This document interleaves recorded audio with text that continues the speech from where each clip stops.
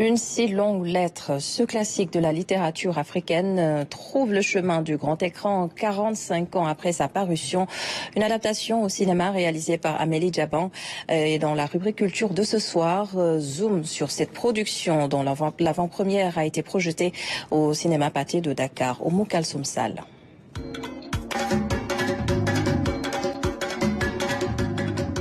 Modernisation. Ce long métrage nous plonge avec douceur dans un univers profondément familier à plusieurs générations d'hommes et de femmes au Sénégal et bien au-delà. Moins porté sur le suspense, son véritable charme réside dans sa capacité à réveiller en chacun de nous des souvenirs intimes et partagé. Je choisis un livre de Mariama Ba, Une si longue lettre, qui est une des premières femmes écrivaines du Sénégal, mais qui est un livre beau ramené.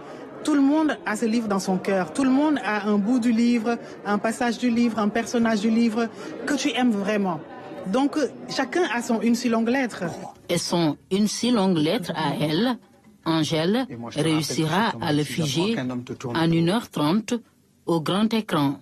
C'est d'abord les lettres, comment placer les lettres qui sont dans la tête, dans le film, donc comment réunir certains personnages, comment abandonner certains personnages pour en prendre d'autres. Les enfants sont une dizaine, on ne peut pas mettre une dizaine d'enfants dans le film. Je pense que ce qu'elle a tenté de faire, c'est de rester fidèle à l'âme du texte, à son profond message, aux questions qu'il pose.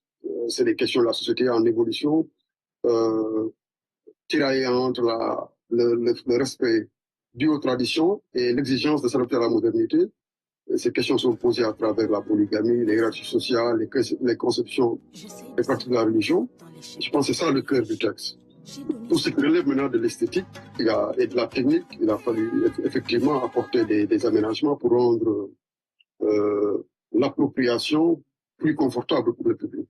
Donc elle a travaillé le contexte historique, puisqu'elle campe le film dans les années 2000, un peu plus proche du public actuel, du point de vue de la chronologie de l'œuvre elle-même. Donc, il place l'œuvre entre deux temps, que sont le départ d'Aïssatou et son retour. Ce n'est pas seulement le veuvage, mais toute l'histoire. Dans le roman, l'histoire commence avec la mort de Modou Fall. 12 ans, c'est ce qu'il aura fallu à Angèle Djaban pour réaliser ce projet. Ça aurait été plus facile d'abandonner, mais comme je suis têtue, j'ai continué et je n'avais pas la force d'abandonner.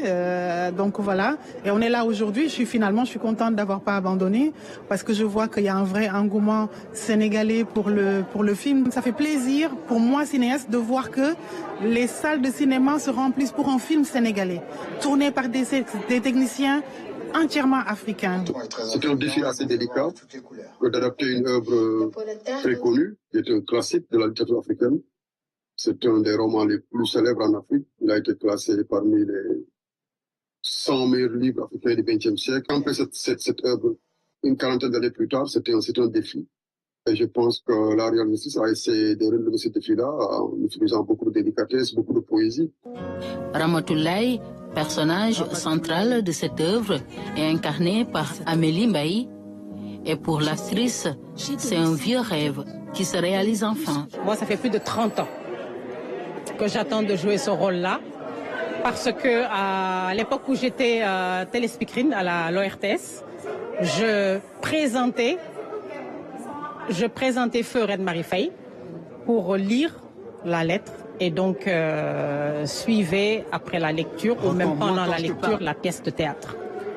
Et moi, j'étais là derrière la toute jeune téléspeakerine et je disais, je rêve un jour d'être Madame Ramatoulaye Fall et je rêve qu'un jour ce soit vraiment au grand écran. Pour cette production, Angèle Djaban a fait confiance à des icônes du théâtre sénégalais, un pari peu évident au départ. On les utilise souvent pour rire, pour la comédie.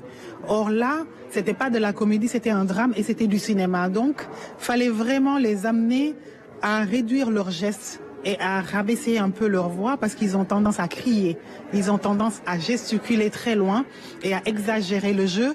Donc il fallait que moi, discrètement, en plus comme je suis très calme, discrètement, j'arrivais à les ramener dans le jeu cinématographique.